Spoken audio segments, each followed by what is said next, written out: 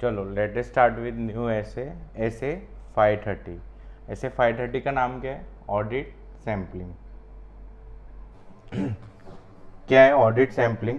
Meaning क्या है audit sampling का?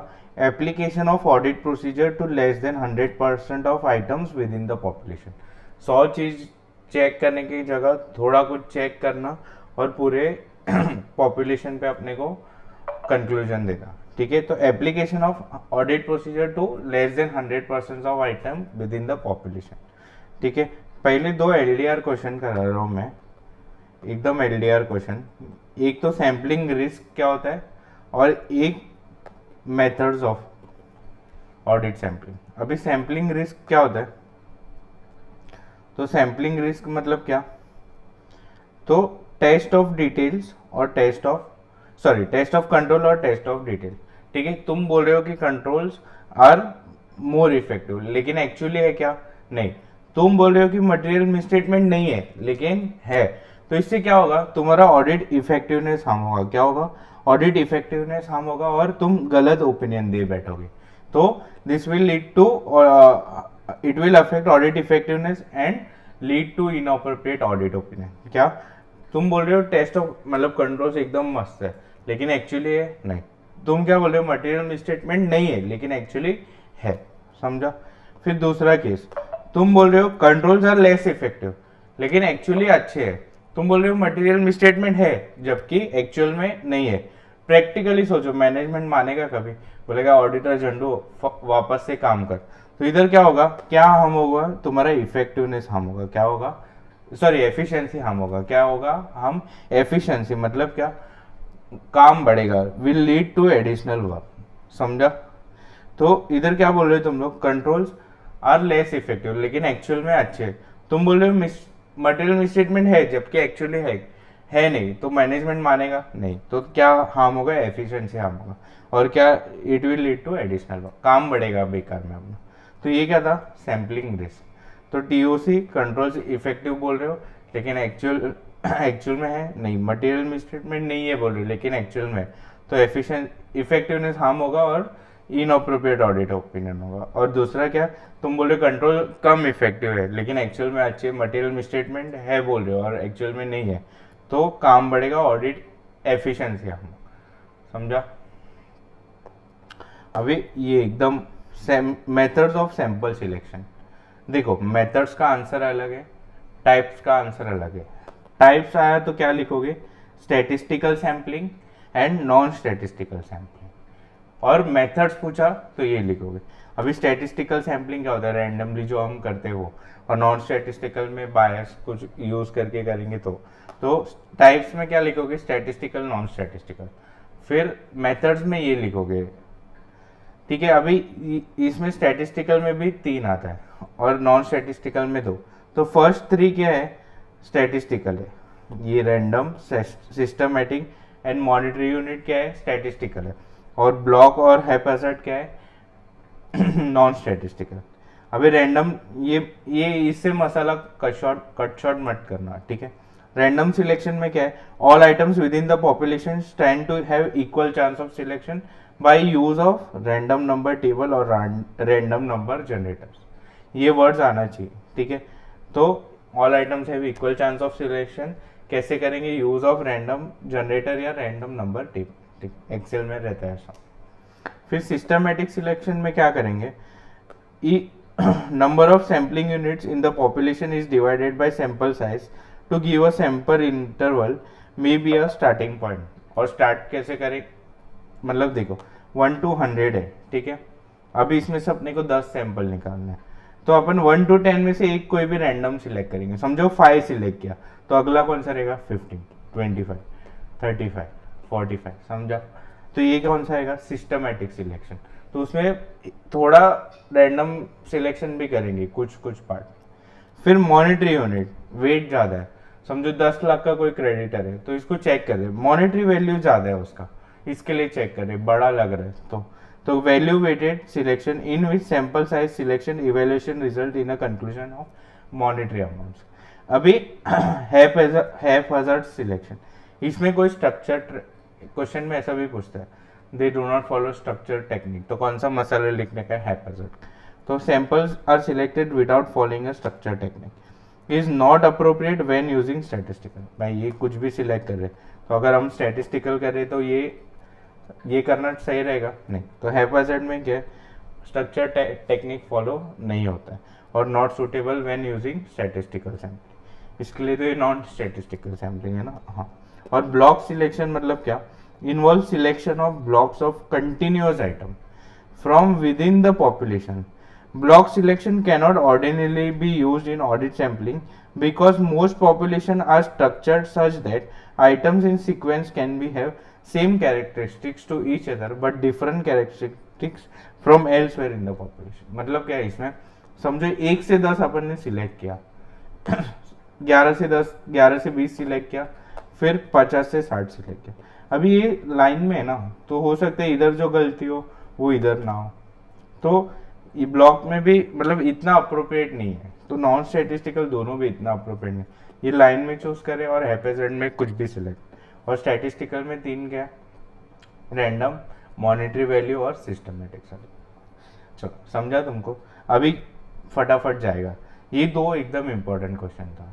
अभी बाकी का तो क्वेश्चन जो पास्ट में पूछा इतना कुछ नहीं है मतलब। अभी factors that should be considered deciding upon the extent of checking on audit sampling plan. ठीक है, तो size of organisation under audit, state of internal control, adequacy and reliability of books and records, tolerable error range, degree of desired confidence. तो क्या क्या है, STAD। ठीक है, code की जरूरत नहीं है। फैक्टर्स अपन क्या कंसिडर करेंगे सैंपल सिलेक्ट करके, तो साइज ऑफ ऑर्गेनाइजेशन क्या है, इंटरनल कंट्रोल कैसा है उनका, reliability of books of records कैसा है, टॉलरेबल एरर रेंज क्या है, और डिग्री ऑफ डिजायर्ड कॉन्फिडेंस। अभी ये sampling risk needs to erroneous conclusion, तो यही वो लोग ने स्टेटमेंट फॉर्म में लिखा है जो अपन ने पढ़ा। ये देखो ये वाला अच्छे से लिखना है, ये वाला आंसर। ठीक है, फोर्थ वाला क्या है, the non statistical sampling is criticised on the grounds that it is neither objective nor scientific. हाँ भाई सही लिखा है। ठीक है, क्यों, क्योंकि इसमें रिस्क ऑफ पर्सनल बायस रहता है और जिसको एलिमिनेट नहीं कर सकते। ठीक है, it is imperative for auditor to project misstatement for the population while performing audit procedure through sampling. Yes, क्योंकि misstatement has been established as an anomaly.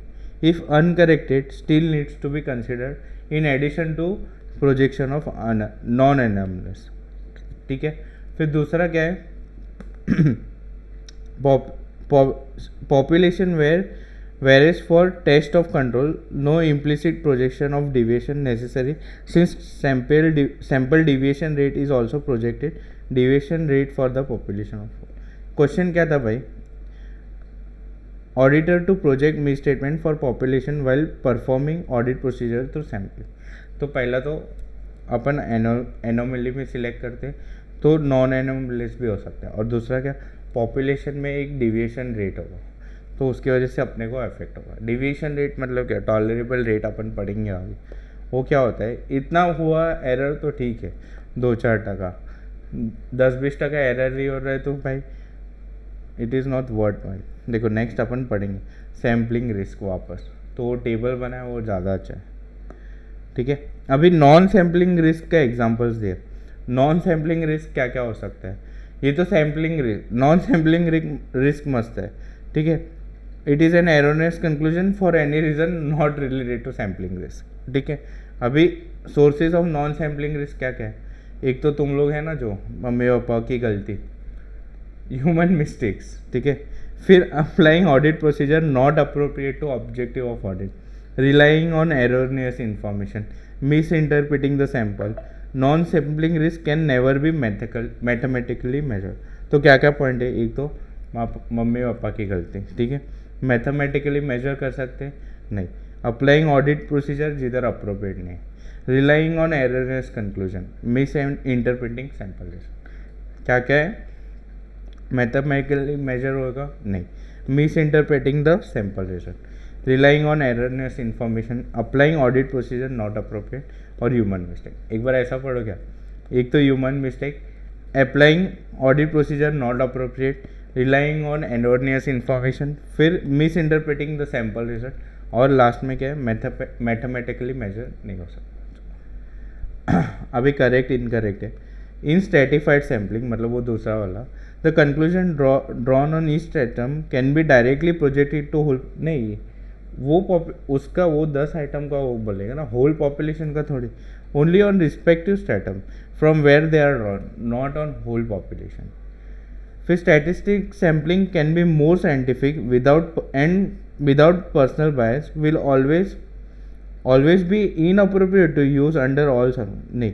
देखो क्या बोला है, स्टैटिस्टिकल सैम्पलिंग में कोई बायस नहीं होता है, ठीक है, बट हर जगह पे वो यूज़ करना चाहिए क्या, नहीं।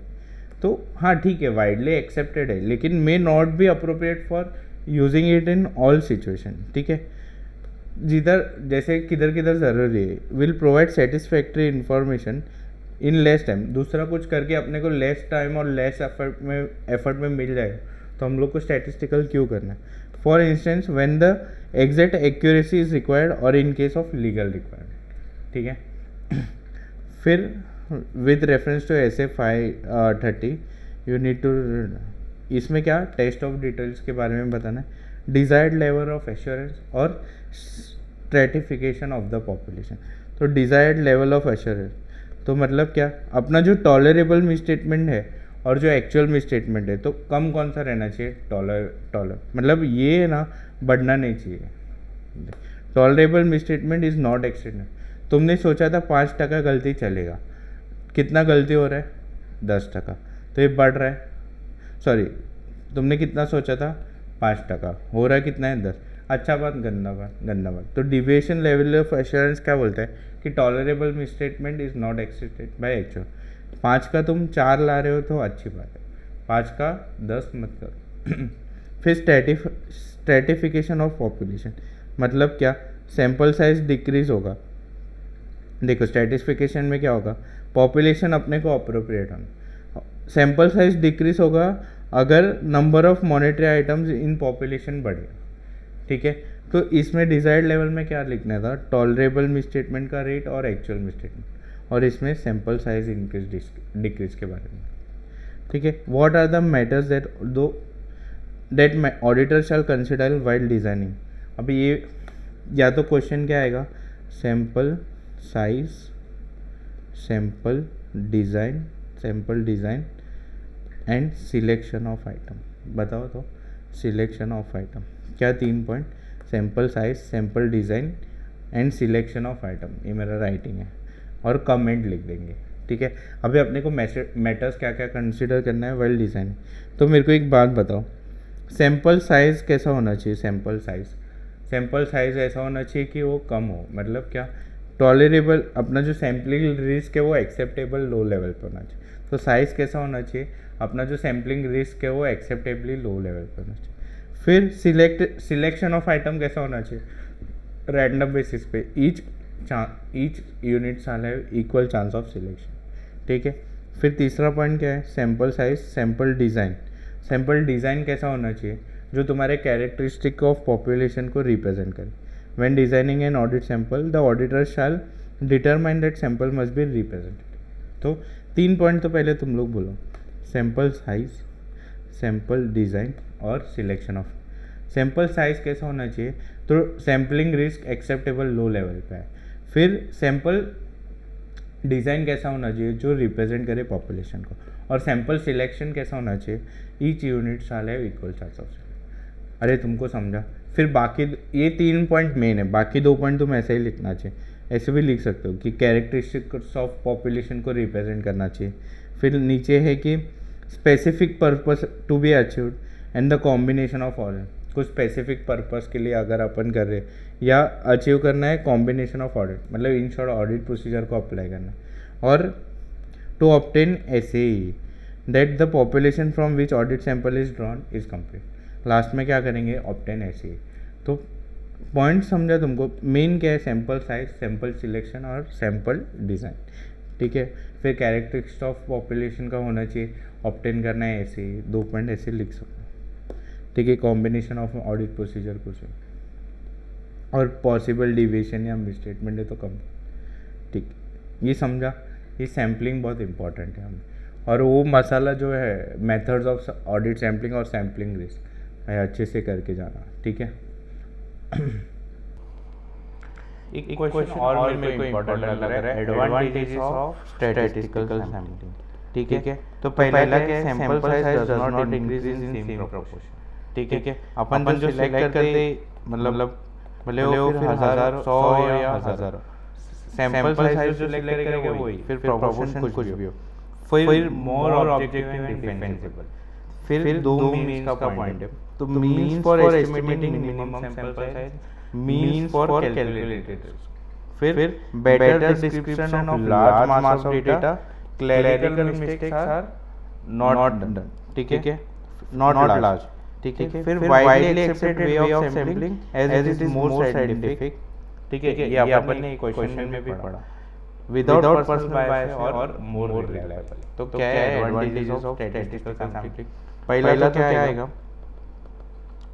Sample size does not increase in same proportion, दूसरा मोर ऑब्जेक्टिव एंड डिफेंसिबल, ये दो पॉइंट क्लियर है। फिर दो means of estimating minimum sample size, means for calculated risk. फिर ये याद इतना लिखना ना है, better description of large means of data, क्या better description for means of large, clerical mistakes are low, और दूसरा क्या है, widely accepted as it is scientific without personal bias और मोर रिलायबल। इसमें पर्सनल बायस होता है क्या? नहीं। तो 6 पॉइंट क्या है, पहला तो sample size does not increase in same proportion, दूसरा क्या, मोर इफेक्टिव एंड डिफेंसिव, क्या वर्ड है, मोर ऑब्जेक्टिव एंड डिफेंसिव। फिर तीसरा क्या है, दो means for estimating the minimum sample size, means for calculated risk. फिर better description of large means of data, clerical mistakes are lower और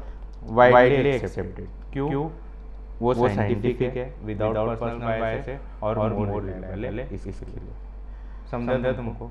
वापस से एक बार, ये क्या है, एडवांटेजेस ऑफ स्टैटिस्टिकल सैम्पलिंग, क्या है एडवांटेजेस ऑफ स्टैटिस्टिकल, क्या है, sample size does not increase in same proportion, more objective and defensible, means of estimating the minimum sample size, means for calculated risk, better description of large data, clerical mistakes are less. फिर widely accepted way of sampling as it is more scientific without personal bias and more reliable। तो ये क्या पढ़ा, advantages of statistical sampling question, ठीक है। तो क्या है, पहला sample size will not increase in same proportion, दूसरा क्या है, मोर ऑब्जेक्टिव एंड डिफेंसिबल है, तीसरा क्या है, दो means for determining minimum sample size और मीन्स फॉर क्या है, कैलकुलेटेड रिस्क। फिर better description for large number of data और क्या है, क्लरिकल मिस्टेक्स कम, और लास्ट पॉइंट क्या है, वाइडली यूज्ड, क्यों, उसके तीन गुण हैं, क्या साइंटिफिक है, विदाउट बायस है और मोर रिलायबल है, इसके, ठीक है। ये पूरा SFI 30 होता है।